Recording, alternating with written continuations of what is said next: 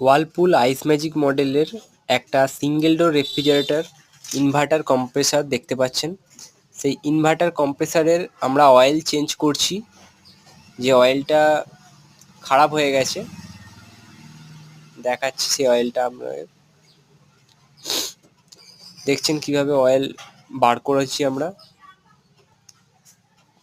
এই যে অয়েলটা পুরো লাল হয়ে গেছে, ব্রাউন টাইপস।